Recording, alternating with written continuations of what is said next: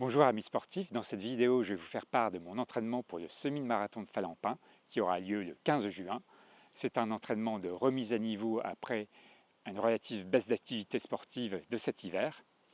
J'ai donc choisi un objectif de 1h45, soit 5 minutes de plus que mon record perso, et ce dans un esprit de progressivité de l'entraînement pour ne pas me blesser, mais ça reste quand même assez challengeant.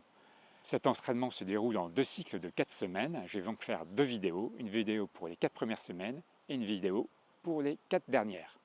Et j'espère que j'aurai pas besoin d'une béquille comme ça pour finir ce semi. Je me trouve heureux d'avoir cet objectif de 1h45 car cela devrait me permettre d'éviter de me retrouver devant un passage à niveau fermé. En effet, la course passe sur ce passage peu avant le 20e kilomètre. Il est prévu un train à 10h59, soit 1h44 après le départ. C'est la première fois que je vois ça sur une course. Un bon point pour l'organisation, il y aura des sas de départ par tranche de 15 minutes, ce qui améliore le confort de tous et limite les risques de bousculade. Pour évaluer mon niveau, en ce début d'entraînement, je fais un tour de la citadelle de l'île à fond. Le site présente l'avantage d'être relativement à l'abri du vent, car il est entouré de remparts plantés d'arbres. En outre, le GPS y passe relativement bien, ce qui est pratique pour contrôler mon allure. C'est un tour d'environ 1850 mètres que j'arrive à faire dans ma meilleure forme en 7 minutes 30, ce qui me permet d'avoir une grossière idée de ma VMA, vitesse maximale aérobie, qui se détermine de façon pratique entre autres par le test de Denis Cooper, qui consiste à courir la plus longue distance en l'espace de 6 minutes, et qui est idéalement à faire sur piste d'athlétisme. À l'issue de mon tour de test, je pense avoir une VMA d'au moins 14,3 km/h. Voilà, mon test est fait. Alors je pense pas que je vais battre mon record de tour aujourd'hui. J'ai commencé en 4 minutes au kilomètre, j'ai fini en 4,21 au kilomètre. Pour ce semi, je vais m'entraîner 4 fois par semaine selon un plan d'entraînement pour 8 semaines jusqu'au jour de la compétition. J'ai hésité les 2 premières semaines entre un plan généré par l'application KeepRun Pacer et un plan de l'application D4Coach, signé par l'entraîneur Philippe Propage. Dans l'appli KeepRun Pacer, pour résumer, vous entrez la date du jour de la course, le temps souhaité, vos jours d'entraînement, et l'appli génère un plan qui est fonction de votre VMA que vous pouvez directement entrer dans l'application ou qu'on vous propose de déterminer par un test de demi-Cooper en fin de première semaine.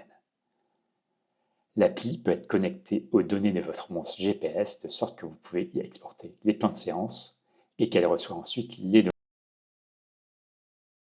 L'appli vous demande si vous voulez faire une phase d'évaluation de votre niveau. J'ai répondu oui. J'ai représenté ici visuellement les 4 premières semaines d'un plan généré par KeepRun Pacer. À noter que j'ai essayé de régénérer le plan plusieurs fois dans l'appli avec une même allure de VMA et que j'ai parfois eu des résultats légèrement différents quant au contenu des séances. J'ai classé les séances par ligne en séance allure VMA, en footing lent, en séance allure spécifique, c'est-à-dire allure proche de la compétition, et en footing long. Au sein de chaque ligne, les rectangles représentent le cœur d'une séance avec une hauteur proportionnelle à sa distance ou à son temps. Pour simplifier, je n'ai pas mis les périodes d'échauffement et de retour au calme nécessaires pour les séances en VMA et d'allure à la vitesse de la compétition. L'échelle de proportionnalité est propre à chaque type d'exercice, car il n'y avait pas de sens à représenter de la même manière les séances à allure VMA par exemple et en footing à allure fondamentale. La première semaine est la phase d'évaluation qui se termine par un test VMA. On voit un début de plan relativement peu chargé et la charge augmente progressivement jusqu'à la 5e semaine qui est la plus chargée. Et le plan nous indique une distance de 46,37 km pour cette semaine. L'appli D4Coach, quant à elle, propose un plan bien différent. Sur cette appli, vous choisissez un des plans proposés selon votre objectif de 2h10 à 1h30. J'ai donc choisi un objectif de 1h40 pour mon objectif de 1h45. Il faudra simplement que j'adapte les allures données.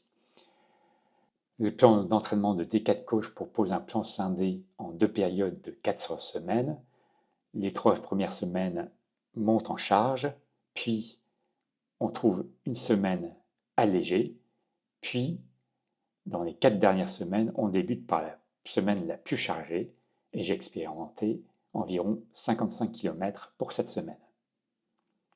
Et ensuite, on a une diminution progressive jusqu'à la compétition. Le plan d'entraînement de D4 Coach est indiqué pour un niveau expert, il s'adresse donc à des coureurs s'entraînant déjà beaucoup. Voici superposés les deux plans, le plan qui prône au-dessus et le plan D4 Coach en dessous. On voit bien que le plan D4 Coach est beaucoup plus chargé. C'est en partie logique car il est conçu pour un objectif de 1h40 et le plan qui prône pour 1h45, mais je ne m'attendais pas à une aussi grande différence. Le plan de Kiprun Pacer est plus progressif, ce qui est une bonne chose, et j'ai d'abord commencé par ce plan. Cependant, si mon kilométrage dans les 5 dernières semaines précédant le plan a été relativement léger, en revanche, j'ai fait une dernière semaine de 37 km.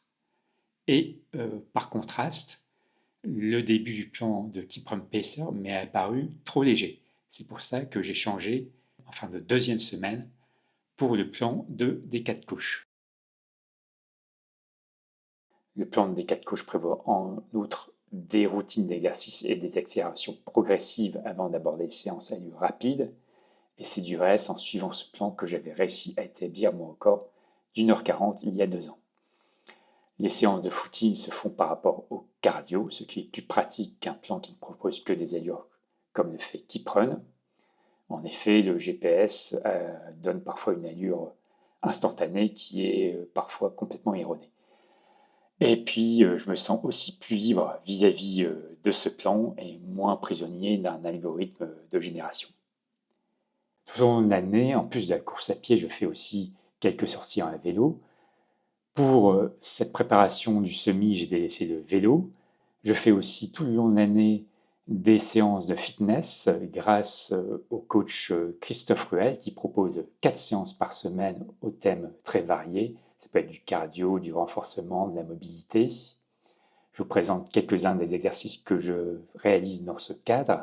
Même si ce n'est pas spécifique à la course à pied, il y a indéniablement des avantages en termes aussi de course à pied à les suivre, en termes de renforcement musculaire notamment. Je peux néanmoins cumuler les séances de fitness et les séances de course à pied, car trop fatigant en ce début de préparation du semi. Aussi, j'ai réduit fortement mes séances de fitness à 1 ou 2 séances par semaine durant ces 4 premières semaines. Et enfin, je fais par moi-même des exercices spécifiques à la course à pied, comme des descentes de marche, des fentes, du gainage. Voici le kilométrage effectué dans les 4 premières semaines du plan d'entraînement. Il peut être un peu plus élevé que le plan des séances proprement dit, car j'ai toujours un peu de kilomètres à faire après les séances pour rentrer chez moi. Cette vidéo n'avait pour but que de vous montrer ce que je fais en tant qu'amateur pour m'entraîner, à tort ou à raison, j'en prétends pas servir de modèle. Et d'ailleurs, vous verrez que, puisque je suis déjà dans la 7e semaine d'entraînement à l'heure où je vous parle, que les 4 dernières semaines de mon entraînement n'ont pas été sans petits accros. Je vous remercie d'avoir regardé cette vidéo.